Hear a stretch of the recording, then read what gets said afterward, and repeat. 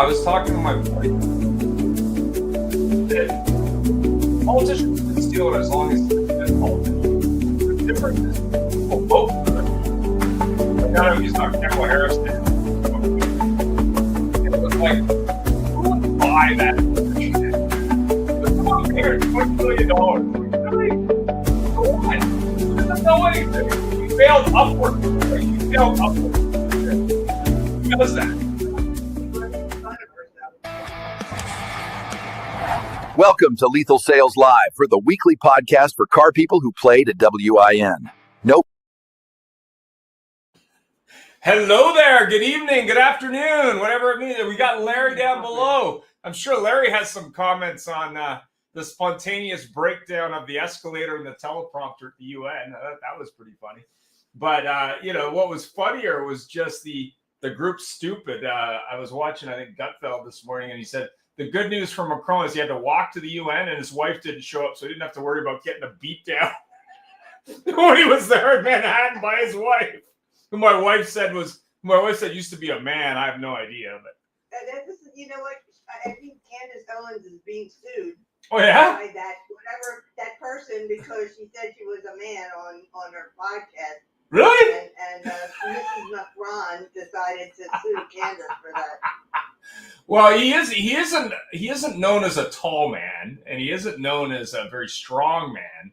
But then all you got to do is look at what the French did for World War II, where they built a physical battleship on one border that didn't move. Like, what genius came up with that plan? Ian, you probably know this. In order to save the world, even though he loved the French, Winston Churchill sank most of their fleet because he was afraid that the Nazis would have control of it. Well, I mean, the French haven't won anything since Napoleon, and he wasn't even French. He was Corsican. That's right. He was small, too, but he was a lot brighter than Macron, clearly. Although studies have shown that shorter men, besides being smarter, are much more sexually virile. Yeah, I don't know, but Macron, I don't know. The wife punches him a lot, so that's probably not a good idea. Study number one. Welcome, Mike. So it was funny. We were talking about this. We were talking about the spontaneous breakage of the UN things. As Trump rolled in, he said, "Oh, no teleprompter, no escalator. I guess I got whatever time I need." I think somebody will get fired. And, as Rhonda said, they're probably sorry now that the teleprompter broke. Because here's one guy that doesn't rely on the teleprompter. He'd rather wing it anyway. And he made his displeasure very clear. Well, the funny thing I was telling Rhonda was the idiot who runs my country, they gave him 15 minutes like they give everybody, but he didn't have a timer. So he's such a blowhard idiot that he's talking away, and then they cut off the mic, and he keeps talking. Nobody can fucking hear him. You can't make this stuff up. You just can't. Muppet anyway. Oh, absolute Muppet. But the thing that was funny about it was, he's one of these guys that's like a legend in his own mind who can't read a room. And we all know those kind of people. Like, oh, yeah, it's my way or the highway. My way, it makes no sense, but you should listen to me anyway. But we're talking about making more money. And it was funny this morning. I saw a sign in a convenience store, and it was like daily deal. Oh, no, smoking deals. And instantly I thought of that Jim Carrey scene where he's got that mask on and he's talking about smoking. And the guy at the convenience store is like, why would you want that? I'm like, well, you got too many words on the sign. You should have products with prices. The words are freaking irrelevant. But more importantly, I sent it to a buddy of mine, and he says, do you never sleep? I said, yeah, I got to make money. So what does that mean? That means I got to work.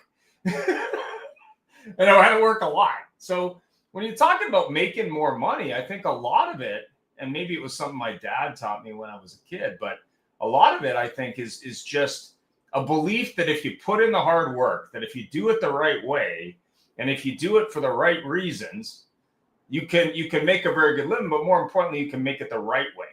And I think a lot of people, they're looking for that shortcut. Like Larry, yeah, I want to make like $150,000 a year, but I don't want to work any more than, say, 5 hours a day, Monday to Thursday, and I don't like having to dress in a suit to show up. You got a job for that? With the possible exception of influencers, who seem to find a lot of people willing to tune in and thereby bring them money. Other than that weird position, everybody I know that's successful likes to work. They like putting the effort in, and they're obsessed with the fact that no matter what they do, they might have missed something. They're always trying to get one more thing done or finish up, one more thing. I love it when Rhonda says to me, you know what? I'm just going to take it easy for an hour. And then I call her in 20 minutes. Not now, I'm working. The idea is if we're successful, it's because we enjoy what we're doing. We've discussed this a million times. It's not, I have to do this. I get to do this. And I think that makes all the difference when we look at things as it's a privilege to work. Hey, there's Sandy. How are you, Sandy? Hey, everybody. I'm good. How's everybody? Hi, Sandy. We're talking a little bit about hard work.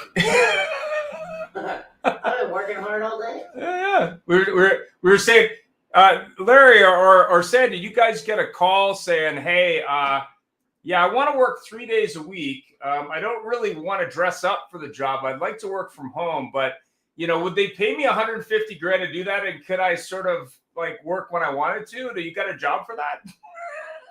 Well, it depends. The emphasis is on what they're paying for. Sandy, I'm at a dealership, and I met the controller, and she fell in love with me. She says, this guy's really funny. I like him. And I explained to her, you don't pay, you come to the dealership, you pay me to leave. So I'll start negotiating when you're tired of looking at me.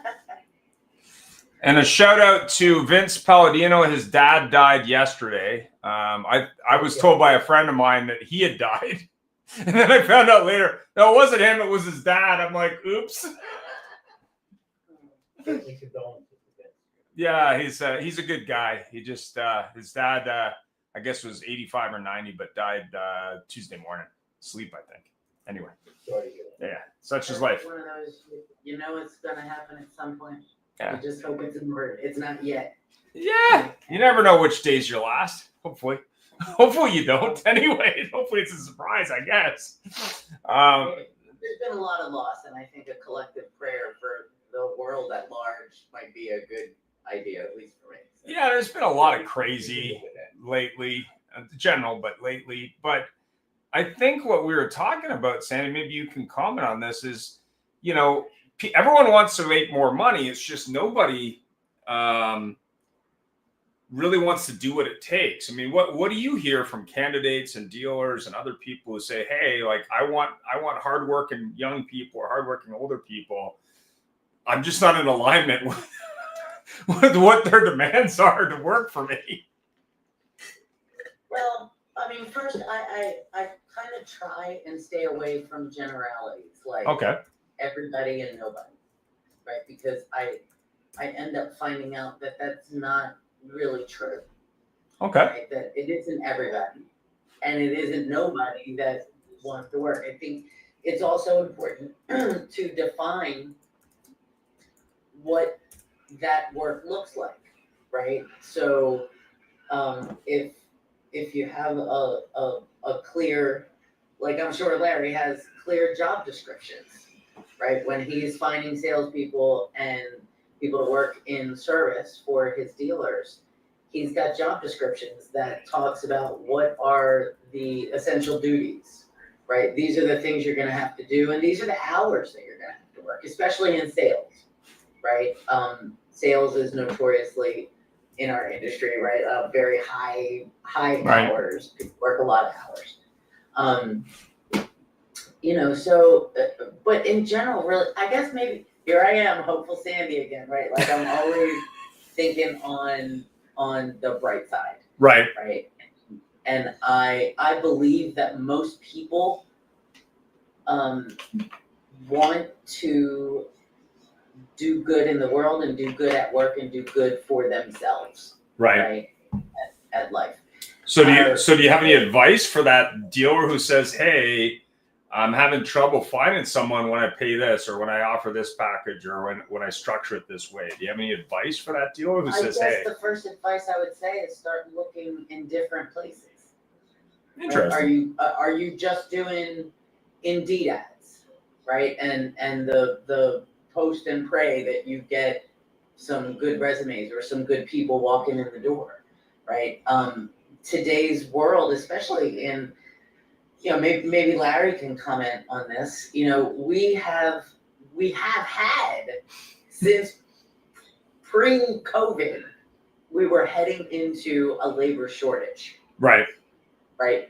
And actually COVID knocked out. I was scheduled to talk at Digital Dealer all about the labor shortage and generations in the workplace. And since then, we've had the addition of another generation into the workforce with Gen Z, with Gen Right. Alpha coming behind. And I guess, when we're talking about generations, I think we often like to not like the generation that's coming behind us. So I guess my advice for that would be to seek out the similarities instead of the differences. So, right? but is generational money? Gen X- Is money a bigger deal, say for that baby boomer Gen X greatest Well, generation or other than it would be, say, for a millennial or a Gen Z or an alpha, in your So opinion? surprisingly, the research shows that Gen Z is actually very monetarily focused, Interesting. right? Gen Z is gonna have a side gig. Yeah. Because, and when you think about it, when you look at each generation, I love generation research, right? And looking at each generation, you have to look at and of course, everybody's not the same. They're not just a bunch of Gen Z robots walking around, just like I'm not like every Gen Xer. But in general, what was happening in the world that formed their worldview, right? When we look at Gen Z, many of their parents lost their shirts Right. in 2007 and 2008, right? So they saw this and they are like, my daughter, she's got stuff going on all over the place. The kid's a saver. She's 22. Right. And I mean, of course, there's other people with Gen Z kids who probably could share their experience with their, Gen Zer. I know mine for a while, I was like, oh my God, what's gonna happen, right? Because I thought she didn't seem to be focused on anything. Didn't want to be something yet, right? Until she found her passion. Right. And then look out. You Yeah. can't stop them. They work differently. I mean, I'll never forget. Who's got a Gen Z? I'm a millennial. You have a millennial? Anybody have a Gen Z kid? Tony? Okay. Millennial here. All right, and somebody down there's got a What's 18, Sandy? what? What's an 18-year-old? 18, I think, is still Gen Z. I'd have to look at I can never put all of the dates of the generations in Right. the memory. Well, I have 3 of them, and I can tell you this. What? Those kids they just started college, all 3 of them, and homeschooled all the way through high school. And from the day that they could get a job at 15, all of them had got jobs. My one son had 3 jobs, or not 3 jobs, 2 jobs, 2 part-time jobs. My son Luke, that kid, I mean, the apple didn't fall far from the tree, I'll tell you that. He could have graduated high school a year early and had 2 full-time jobs and volunteered at the library 2 days a week. Wow. And saved every penny of it. When he was at my house, if we'd go out to do something, I'd say, bring your wallet. He'd say, why? I got yours. Yeah. That's a similarity. Millennials do that too. My daughter's very frugal with her money, but with my money, she's Exactly. But you know what? It's those kinds of things that when I hear people say, young people don't want to work, I don't understand it. Right? I think we need to look at what are we asking them to do?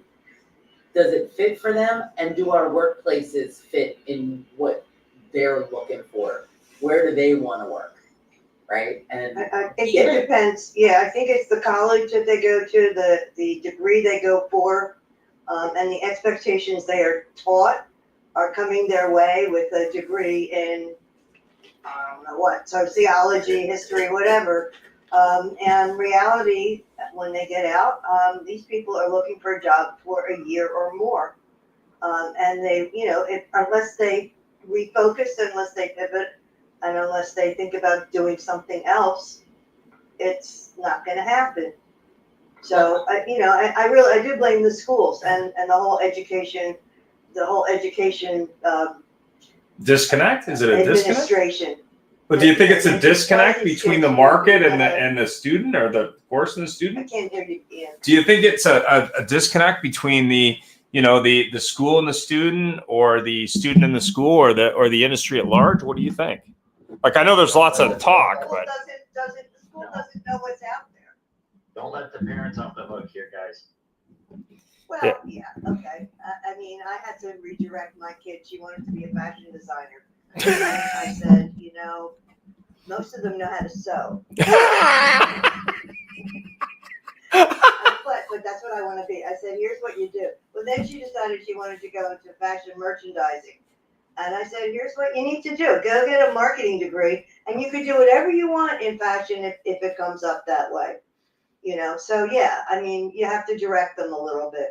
But, Do you not think that some of the younger generations are electing to not go to university and go to college? Yep. now, yeah. I mean, not when my kid she graduated in 2011, everybody went to college then.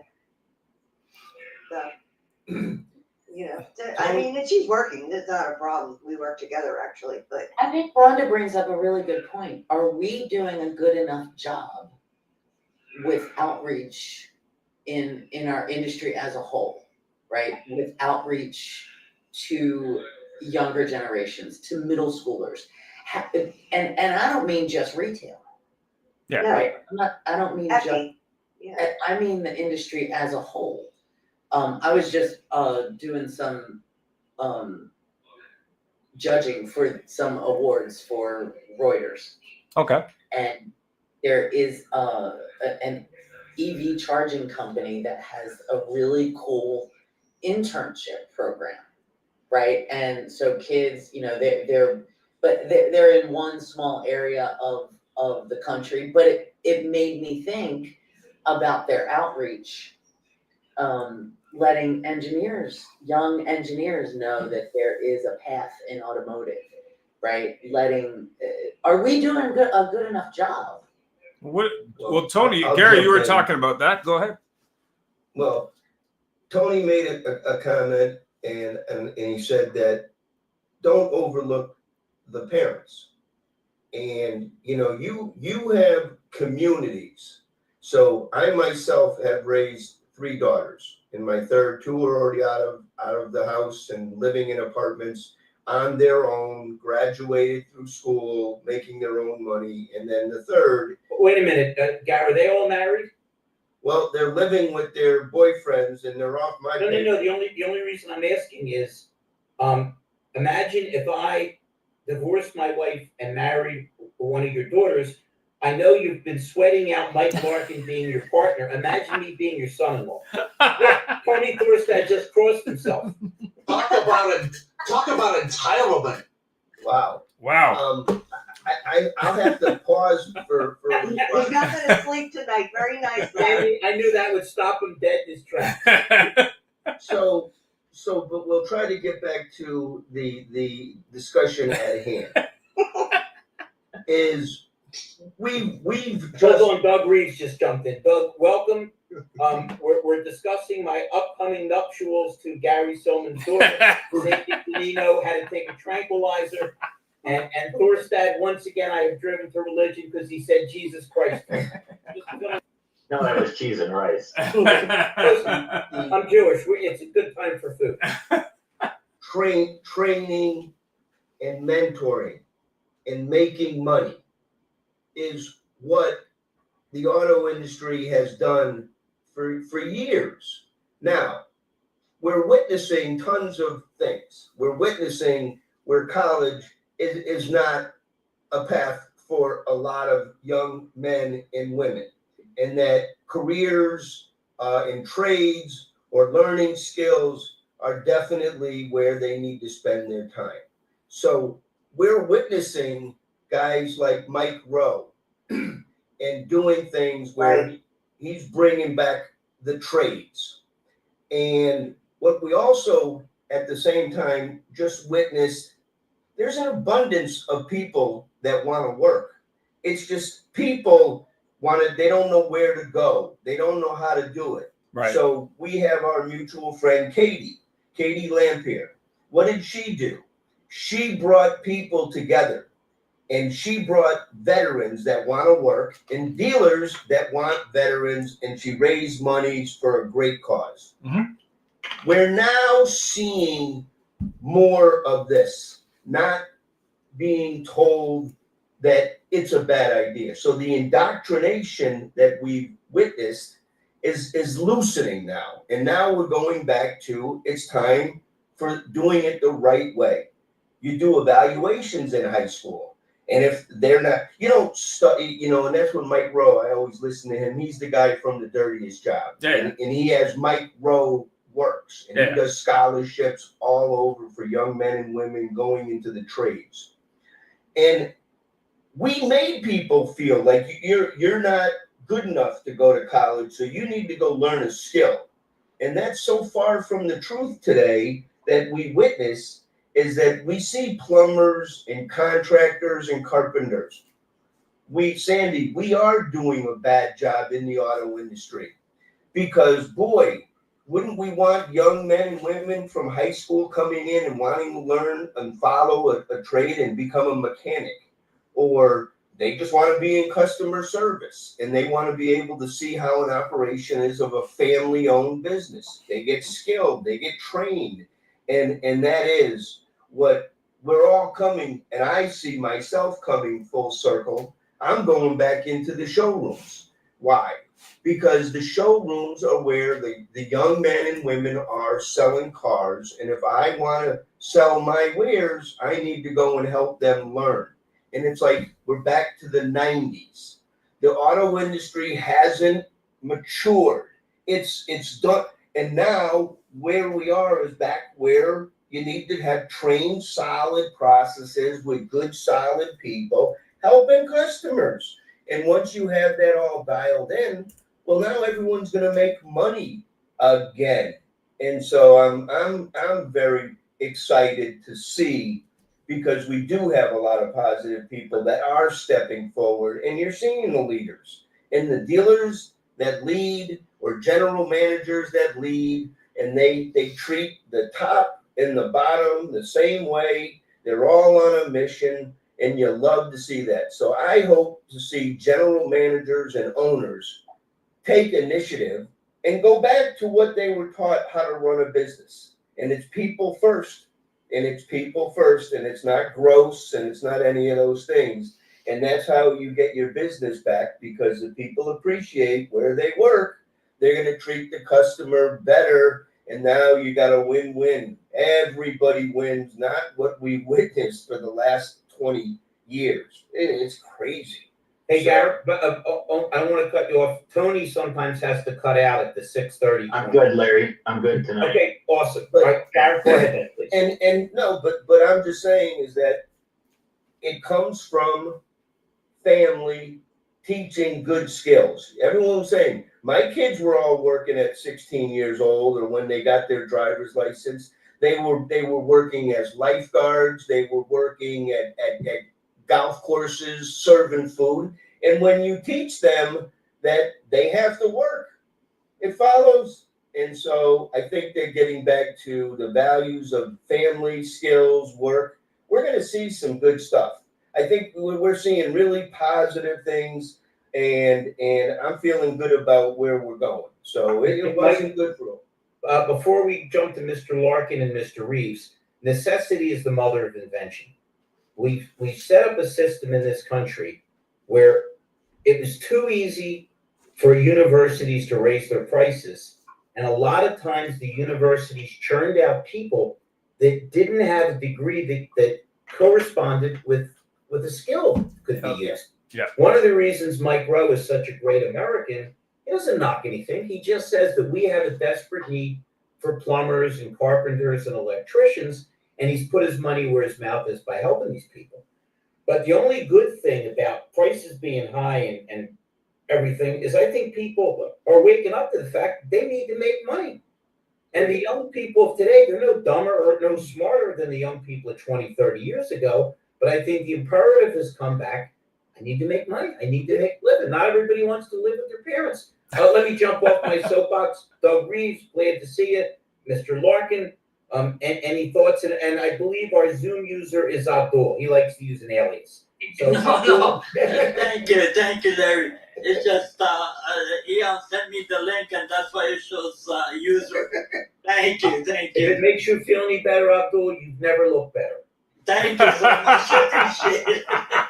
All right, Doug, and then my man, Mr. Larkin, and then let's hear from Abdul. Doug, we're just talking about the fact that, more now than ever, with prices being what they are, with inflation being what it is, maybe we're getting back to the fact that people are waking up and saying, I need to roll my sleeves up. I need to make some money. Thoughts? Yeah, I would agree with that. I think that's definitely true. I also think that with so many platforms out there where people can share what they're doing, how they're experiencing things, where they're succeeding, there's more avenues for people to hear people's success stories and say, hey, I could do that as well.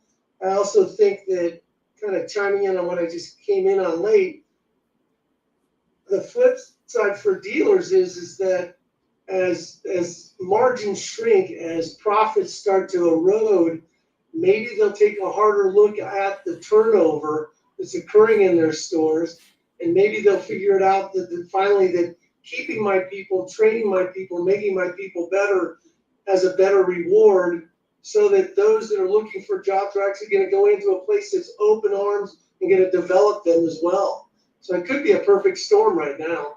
That's a radical concept, and I don't mean it to be facetious. I am a moderately priced recruiter, much cheaper than a headhunter, but I'm still expensive. And you would think that at some point dealers would realize, for continuity, for expense purposes, you want to hang on to your people, not your bad people, but your good people. And yet somehow I think we'll agree over decades, there hasn't been a premium on keeping people. Now, disregard that at the stores that are successful, because they seem to have a tremendous core of people.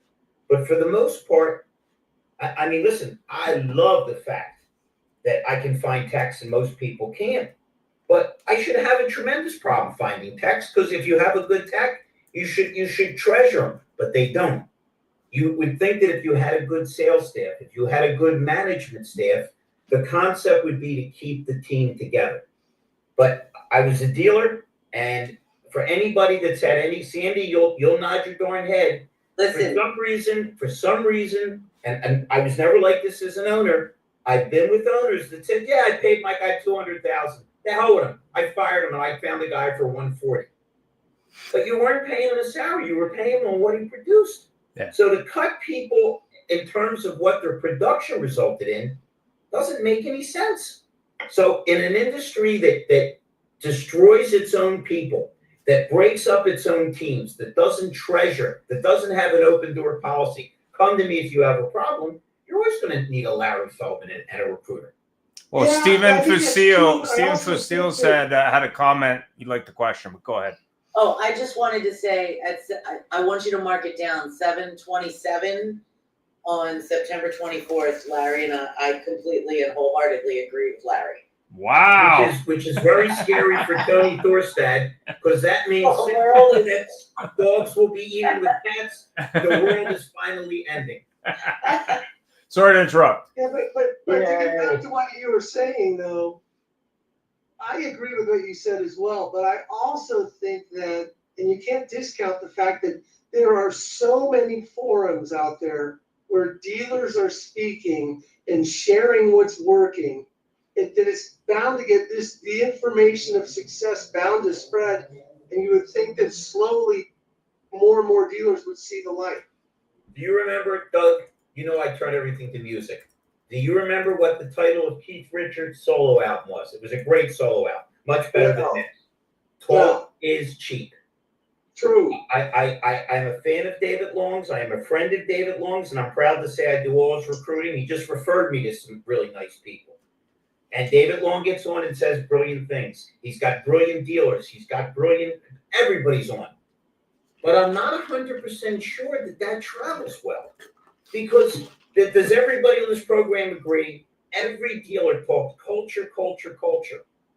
And website. And when you go onto their website, half the links are broken. And when you call the service department, you can't get an appointment. So while everybody talks a good game, and I'm not being disrespectful, I don't see it in practical application. I mean, and guys and ladies, am I wrong? You're all out there dealing with people. For everybody that makes sense, I see groups and groups of dealerships that all talk about their culture and then have no connection to what their culture is. Doug, am I wrong? How many places do you see that run seamlessly? I bet you not too many. No, you're right. I say it all the time, man. I spew utopia. I dare to dream. Well, I'd rather we all be very positive than very negative, because all negativity breeds is more negativity. And I think the fact that we're even discussing it makes sense. Let me opine one other thing, and I'll jump off because we still got to hear from Mr. Larkin and my buddy Abdul. I think we have another problem, and Sandy. This is going to be the second time we're in agreement because I'm speaking logically and clearly here. Our culture has been rendered senseless in how used to we've all gotten to responding to things online. You don't have to show up in a shirt and tie or a nice dress. You don't have to have a clean resume. You hit a button. I can't tell you how many times I've put must, because with Chrysler, if you don't have certain certifications, you can't get paid for the warranty money. Tony, I'm sure it's the same with Toyota. And I'll put must, capital letters, must have Chrysler experience. And I get the guy that applies from Dunkin' Donuts.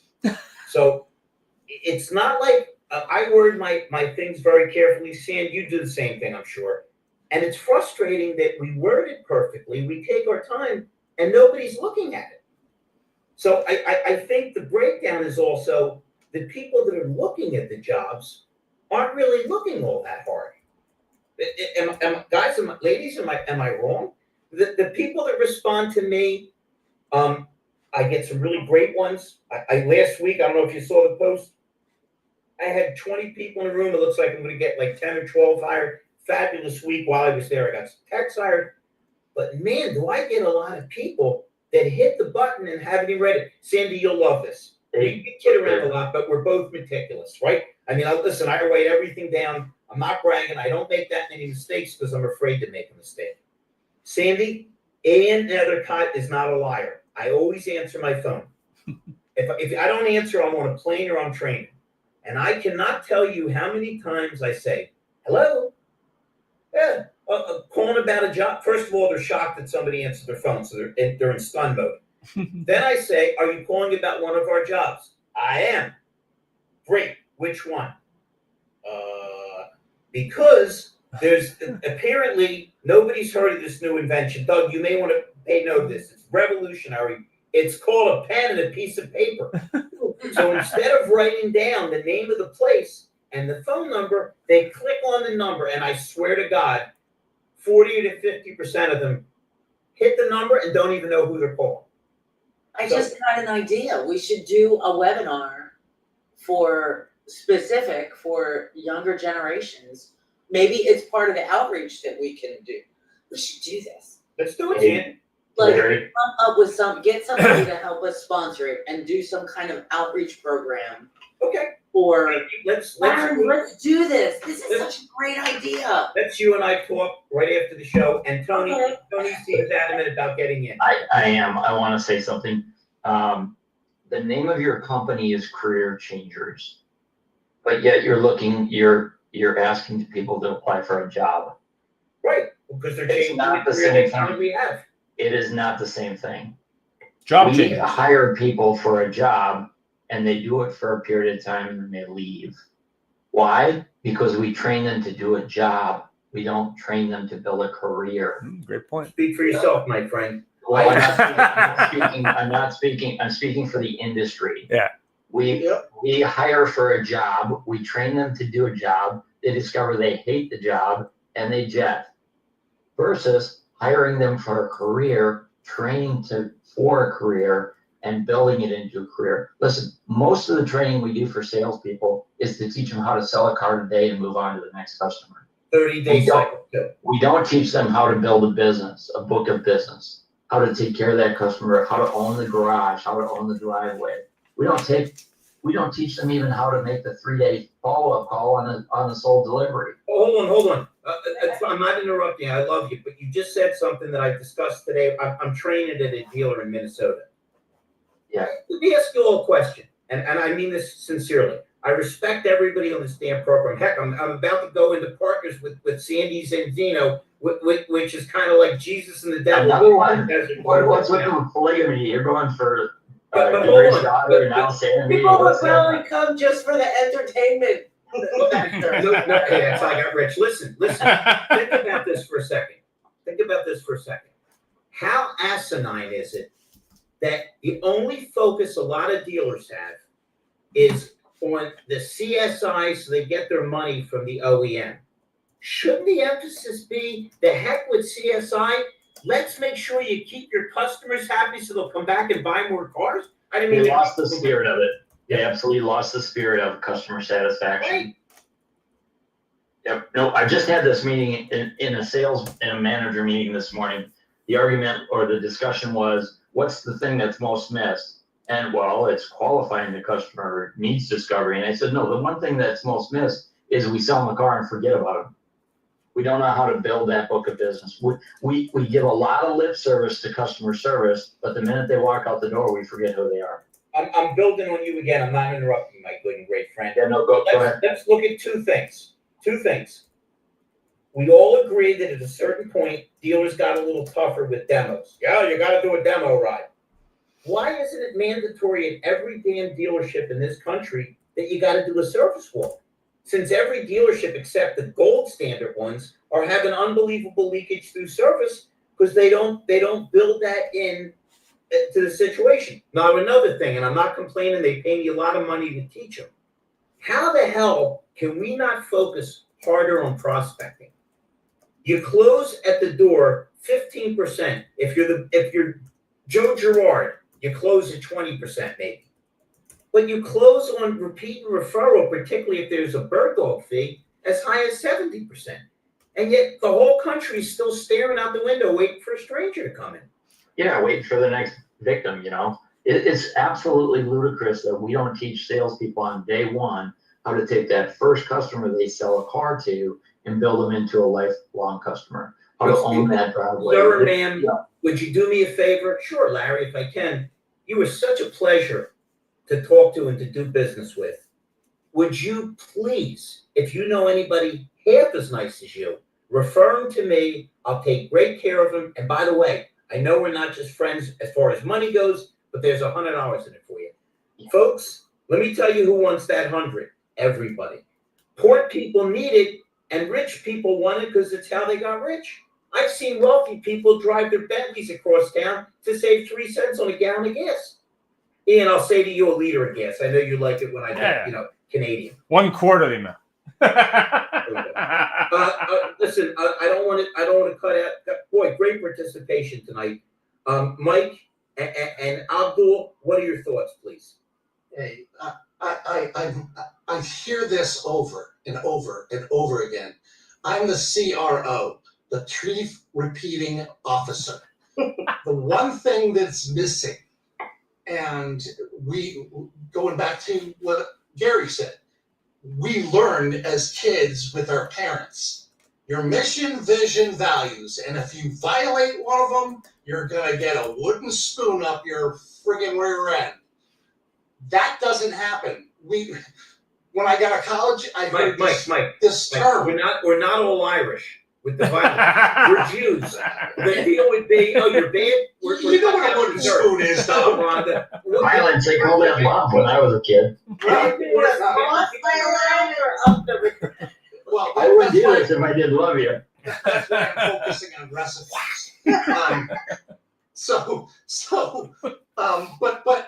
But the top down, the top guy in any organization to the bottom guy that cleans the toilets, they've got to know the mission, vision, values. You ever hear that team would go through a brick wall for that coaching staff? Why? Because they have the mission, vision, values that they're going to be a winner. Go Those Birds. that don't are the Jets. Jets, just end the season. Sorry, New York fans, but you're 0-3. Oh, but watch that movie Rudy. Go That's a Birds. good example of that. It's a guy who everyone basically said, "Hey, man, like you can't go to college, you can't play football, you're too short, you're too dumb, you're too slow, you're never gonna do it." Even his dad was like, "Yeah, I just work at the steel mill or whatever it was." But at the end of the day, part of it is inspirational, but part of it is just saying, "Hey, you can do it," or if you can't do it, figure out how you can do it. And I think that's part of it. As to Larry's point, okay, we teach a car salesperson to pick a role, how to maybe sell a car somewhat well. But what we don't do is say, okay, you can do this every day, and that's a good exercise. But what you really want to be doing is turning that customer into a referral source, into a business, and then eventually Hold on. paint that Ian. career path for them, help them do Ian, that. can I agree with you? Yeah, of course you Show can. Let me show you the magic of life, okay? Sandy, I'm going to call on you first, just for an agreement. Would everybody on this program agree that I'm mentally unstable? I think that's pretty cool, right? Everybody knows me. The first thing they say is Larry's crazy. But Larry knows he'll be dead one day, and Larry likes to turn the volume up like Spinal Tap, up to 11. So I asked Ian, he was with his partner, Jeff Polo, lovely guy, can I get on their show? The first show I was on, I was so off the wall that John Kostakis reached out to me, tell him if I'm fibbing, and said, man, you've got more energy than anybody ever met. Would you like to come to Canada? 4 appearances in Canada. Shortly after that, I met somebody who's now one of my best friends, Brooke Furness. Tell him if I'm lying, Ian. She called Ian and said, who was that lunatic on the show torturing everybody? Ian said, oh, that's Larry Feldman. How about I'm in Minnesota because Brooke Furness reached out to this dealer who she does business with and said, forget everybody else. I got the best trainer recruiter on earth. If I would have called this guy 500 times, he wouldn't have picked up the phone. Our business is based on repeat and referral. If you try to seek out a dealer, first of all, you can't answer the phone. Second of all, you can't get past their gatekeeper. But when somebody comes to them and says, you need people, call Larry. Okay, you need to turn it into a one-person deal. See Doug Reeves. You got finance questions? Okay, check out Gary Silman. All right, you want to look good on camera? Reach out to Abdul. I'm taking back that last thing, Abdul. Sorry about that. You want to learn how to change your name on your cell phone on Zoom? Yeah, Abdul's the man for that. Doing good. We're on the Hey, Larry, we're on the I have school with the Unabomber. He's completely unidentified. Finally, you and Andy are doing a show together, and this guy's unidentified. Go ahead, Al. Well, no, one of the great things that y'all, I hear everyone saying is hard Wait a work. minute, Abdul. Move to the left, but you're off camera. Go ahead. I'm straight up looking at you, Larry. Around everyone, Ian sent me the link because the thing is that every time I save it, I'm trying to get back on there, then it shows me as an icon. But I'm trying hard. Wait a minute. Does everybody appreciate irony the way I do? Abdul and his partner are some of the best AI guys on the planet. They're techies, and they can't figure out how to use a Zoom call. No. Abe is the Let's techie. do a stick figure. Yeah. Abe is the techie. Abe is the techie, my man. I am your car guy, okay? I just learned AI this whole year, dedicating thankfully that partner up, but like you said, hard work and enthusiasm go hand in hand. Because no one can beat you out of hard work and enthusiasm. And being a 5'6" frame, I had to outwork everyone from the day I graduated from high school up to now. No. And 27 years. Abdul, did you get a haircut? You look a little different. Thanks, Larry. I we're gonna get you. You know that. And I'm grateful that Rhonda's feeling much better from her allergies and all of that over the weekend. What are you And, talking about? They found out she's allergic to me. That's why we're on She can't be allergic. I don't blame her. I don't blame her, but I would love to get a hold of you. But when it comes to hard work, and you gotta always, customer service you were talking about in the car business. One of the great things I learned was always, customer service, customer referrals, customer attention. Wait, slow down. Now I'm not kidding. Every conversation I have with Abdul, immediately I get a text or an email, thank you for your time. Not once in a while, not when, every damn time. So the message is, I'm a professional, I appreciate talking to you. His habit has become notate everything with an attitude of gratitude. If that's not a winning message for young people and every other professional, I don't know. I beat you up a little bit, but I had to compliment you on that, Abdul. You never miss. My pleasure, and it's pleasure having you and Rhonda and of course Sarah and Ian. I just sent him a text on LinkedIn because of Zoom, and he sent it right away to me. I greatly appreciate it. But it's just all about keeping customer happy, but making a long-term customer. I call him a client. I never use customer as a thing. I called him a client because I wanted a seller, leasing the second car, the third car to their family, to their children, referral, and all of that. And I transferred that to my team once I became a closer at the Cerritos Auto Square. Then into finance, then into the desk, then taking over the CSI for it was very hard in the 1900, 2000 to keep a good CSI with Dodge at that time. 1900? To keep it under over 93%, Did you say 1900, Abdul? 1900, No. 2000? Leave him alone. His social security number's 11. Don't get that. I was like 1900, really? Abdul, the quote you're looking for is from my book, Inner Moron Demons. They are not annoyances, they're annuities. Exactly. These people can bring so much money into your world, into the dealership world, and yet look how shabbily they're treated. Yeah. Listen, like I said, I wish there was a turnover, but I'm not upset with it because I'm a recruiter. Let them all get fired. And leave. Like there's a point that all of you made that the GM fired one of the managers because he was making 200,000 and got 140. And like Larry said, we're all on commission. So our owner Ken Browning was a bean counter. So we always made sure we were under 250,000 for the year because anything over 249.99 was too much for him. So we always planned it.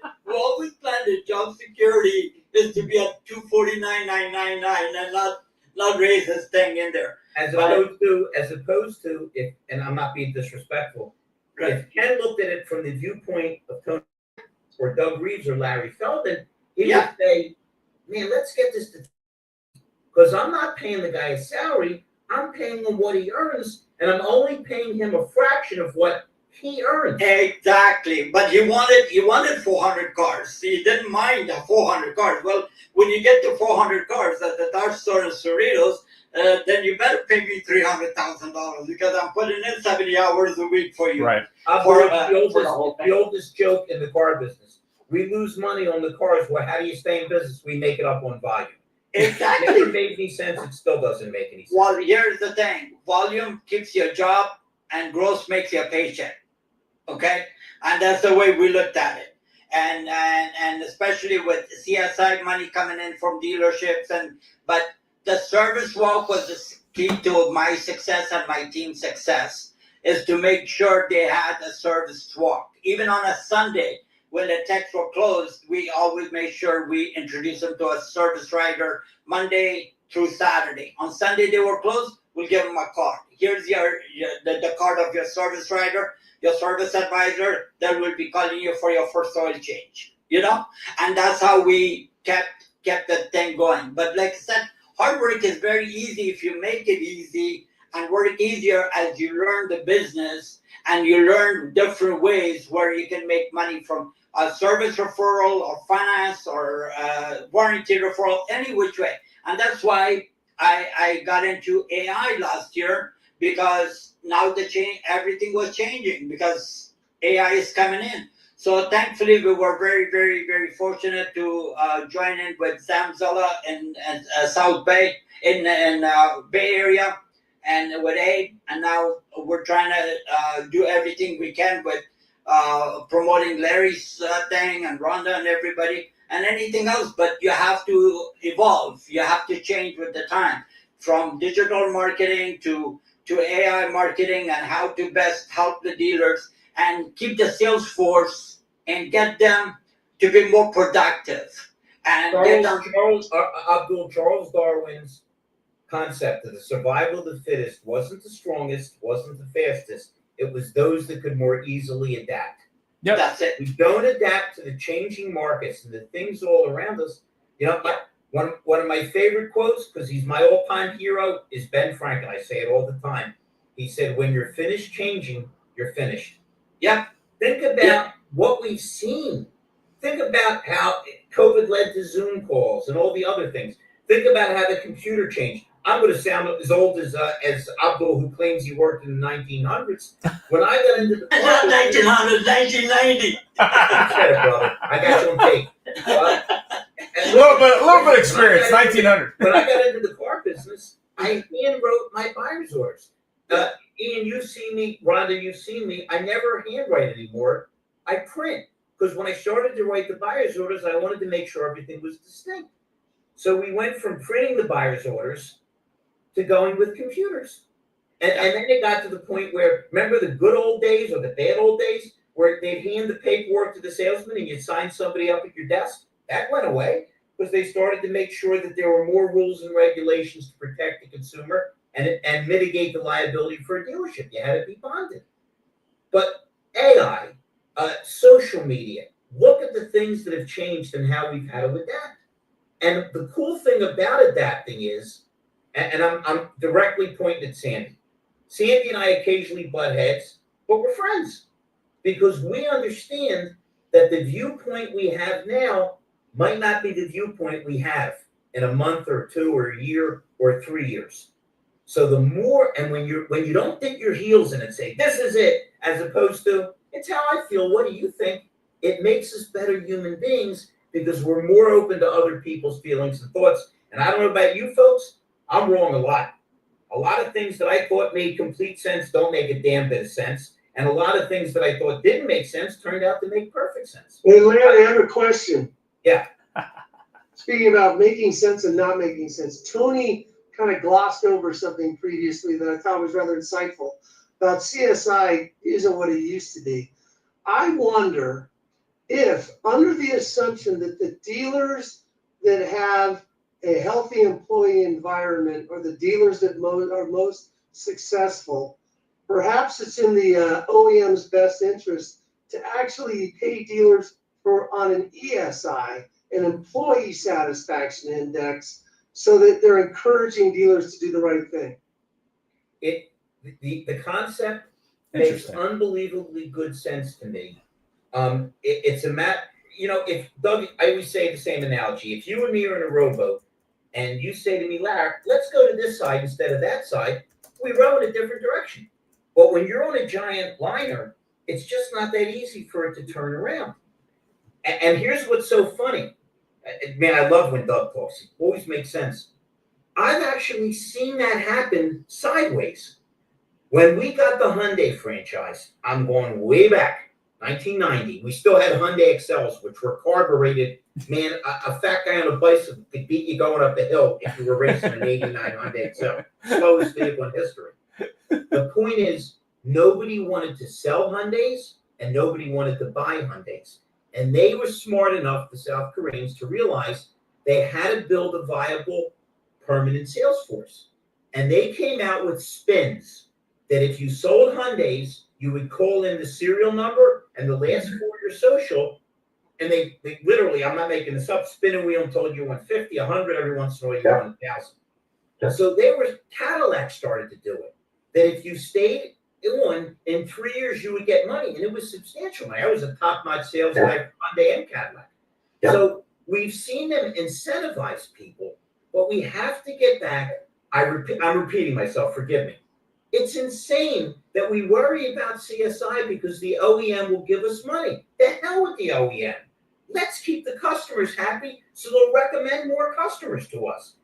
Is there anybody on this program, I'll get to you in 1 second, Tone, that can tell me a stronger customer than a repeated referral? Absolutely not. You and me can knock on 100 doors, they won't talk or call. But if somebody says, call Sandy Zinino, she's perfect for this. Plus, particularly now that the word gets out that you and me are partnering up, it's going to be great. It's going to be great. It might be. Yeah, I mean, when you all, look. all I gotta say to that is, Roundup, get out the swear jar.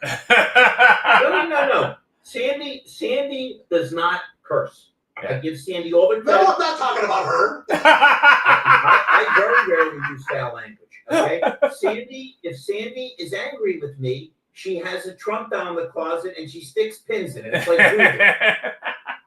I don't have to be angry at you. I thank you. Progressive thinking at its finest. I mean, and I'm not ever really angry at you. I am flabbergasted. My guests get flabbergasted. I love it. I love that I still have the ability to flabbergast. The romance is not going out of our relationship. Sandy. You know what? This conversation, and I want to hear what Tony has to say, but this conversation, because I put it, when Tony brought up the customer experience, I put in the chat, what about the internal customer experience, right? We talk about this turnover that never ends. I've been in the industry since 1998, and it's always been the same. Yeah. The group I worked for, actually, when I worked there, we had our turnover down to it, because I used to measure it, first of all. I measured it. Do you know, 9 out of 10 deals, oh, my turnover's good. But what is it? Tell me the numbers. and it's very rare that I see it, that it's actually measured. But we were at like 25%, which is pretty damn good. Yeah. Don't she was asking your question? Go ahead, my brother. Yeah, so just a couple of points to make. Number one, we talked about, job versus career. Did you know, and this is an outdated stat pre-COVID, but did you know that if the average household has 1.7 vehicles in the driveway, 1.7. Did you also know that if they have one vehicle in the driveway, the average trade cycle used to be 2.8 years? Okay. Now, if they have 2 cars in the driveway, that number reduces down to 2 years. They'll replace one of those 2 cars every 2 years. If there's 3 cars in the driveway, show of hands who has 3 cars in the driveway. Family cars. If there's 3 cars in the driveway, that drops all the way down to 18 months. One of those 3 vehicles is going to be replaced every 18 months. But yet we think we sell them a car and they're not back in the market for 3 years. Yeah. So that's point number one. Point number 2 is, in many dealerships, there's a longevity bonus.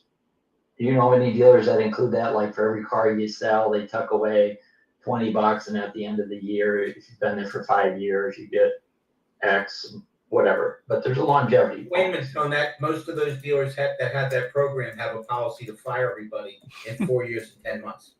Yeah, yeah.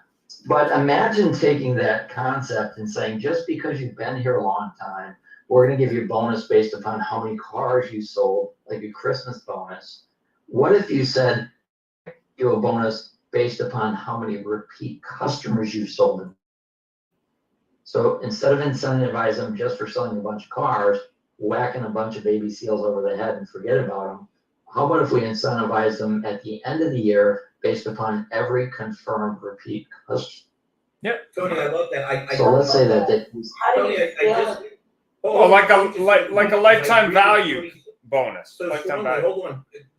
I just trained guys, and then I got with the manager and said, listen, I beat these guys up to go out and get more business to come in, referral.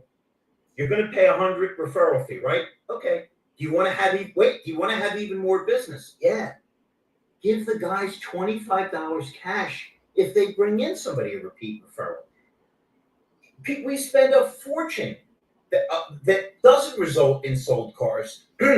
This fee is only paid when a deal transpires. So why wouldn't we incentivize the customer to bring somebody in? And why wouldn't we incentivize?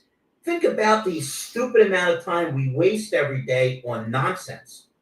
How, Sandy, Doug, all you people, do you see any dealers where there's 10 salespeople or 8 and they're spending at least 30 to 60 minutes a day prospecting? I bet you don't.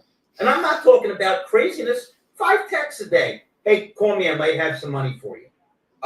2 social media posts a day. None of this stuff is complicated. How about 30 minutes on anniversary calls, birthday Absolutely. calls? Hey, your 6-month oil change is coming up. By the way, it's Toyota Care, so it's free. I'd like to schedule that. If they spend 30 minutes a day on just calling customers they've already sold cars to and doing those simple things, your repeat business goes. I'm not speaking out of a great idea. That's how I built my business. I got tired of standing there kicking the dirt waiting for my next victim. And so that's how I actually got into the internet. Some of you know this. I built my first website to sell cars in 1997 on a Yahoo website platform called GeoCities. Yeah. A long time ago, because I got tired of kicking the dirt. Yeah. Right? And I realized that the best way for me to really grow my business was to build relationships and take care of my customers. Christmas cards, birthday cards. I made up my own sales events out of my own pocket. In January, I did cool winter deals, and I sent out a coupon to customers for a free oil change if they bought a car, free car wash if they just stopped by. The point is, we are constantly trying to get new business when the gold mine is right there in front of us. It's right there. That's it. 3 letters, CRM. Tony, you are Golden so. Them Hills. Wait a minute, but think about how right Tony is. Every dealership has salespeople that complain there's no business. They don't go into service, and they don't ask about the orphan files, and they don't work their own. Tony, you're 100% correct. Larry, I've got something I can share with any salesperson. I've got what I call the orphan owner blueprint. When a salesperson left the dealership, all the salespeople were fighting over their office, their desk chair, their stapler. I was getting into the DMS and I was downloading the customers, and it's not just a phone call. So it's actually a 60-day follow-up program to build a relationship with orphan owners. And that's the other way I built my business. Repeat referral, lease, and orphan owners. And in a matter, the longest dealership I ever worked with, Cordy Boucher Lincoln Mercury, worked there for 8 years in the 90s. We were the #1 selling new car dealer in Madison, Wisconsin, a Lincoln Mercury store. I sold 30 cars a month. My boss, I'd say, boss, 30, give me 30 this month. And I hated taking fresh ups. I just hated fresh ups. They were absolute waste of time and energy, and there was no margin in them. But off repeat referral, orphan owners, holy cats, there's gold in that database. Hey, folks, this might have been the quickest hour I can ever remember us having. We're at 8:06. Would you do me a I want favor? to say one thing. Go ahead, Sandy, please. Sorry. Because I love what Tony was talking about. My immediate thought was, how do you scale something like that that incentivizes people to do their job? How do you scale it throughout the rest of the dealership, which I think is important, right? Especially for our support people. Like Ron, where would Larry? Good question. Good question. You start with the new guy or gal tomorrow. The new people. This is how they onboard. This is how they get started. You start with an orphan owner list, and you don't burn the base. Don't go and try to push it down the throats of the veterans and all the people that are set in their ways. Start with the new hire tomorrow on the orphan owner blueprint. No. I've got it completely documented. If you want it, let me know. It works like a charm. Tony, no, I was talking about I love that idea too, but I was talking about the idea that if like it turned into almost like a Christmas at the end of the year, they get a little something for selling a car. Right. Right? Like how do you scale something like that, an incentivized program to accounting, to your receptionists, to your technicians, to your service advisors, right? To car wash, to your get ready guys or girls. Yeah. Sometimes I think we put so much attention on sales, and especially service gets kind of like left behind, right? And I don't know, I grew up with fixed ops because that's where you know your fixed money is coming from. So, Yeah, but fixed ops could do the same thing on repeat and referral, because if they got a customer that's coming in that's servicing their car, who else do you know has a vehicle of any type that needs service that you could do exactly the same thing? What service writer that people have abandoned? Like the service writer left. They got all these people. Who's following up those people? What about warranty that people didn't buy extended warranty? Who's following those people up? Well, isn't the number one opportunity in service, in my humble opinion, is unsold service? Yeah, and tires. Isn't that big? Arrows and tire sales and Unsold, warranty those three. and with getting new employees too, right? I think that one of the best ways to diagnose what's wrong is to ask your employees why, especially if you have a referral program, because a lot of employers have a referral program. So if your employees aren't telling their friends and family why they should come and work where they work, you need to find out why. Well, if you're One of the big reasons salespeople and ASMs are the same way, I imagine, although I've not worked with them, I'm primarily a variable guy. One of the reasons salespeople will stick around is because they have a book of business. Yep. Like when I left that Lincoln Mercury dealer after 8 years and I had 2,700 customers, it took me 6 months to finally pull the plug because I'm like, I'm going to lose my customers. Guess where I went with those customers? From Lincoln Mercury to Cadillac Oldsmobile. I was very strategic because it's the exact GM version of it. And so if you can help your sales team build and your ASMs build a book of business, they won't leave because they don't want to start over. Right. I think we need that part two. Okay. Sorry, Peter. Yeah, we're out of time. So, one other note, Rhonda and I, and probably Mr. Silman, will not be on next week's show because it's Yom Kippur, big holy day in Jewish religion. Ian will be handling it himself.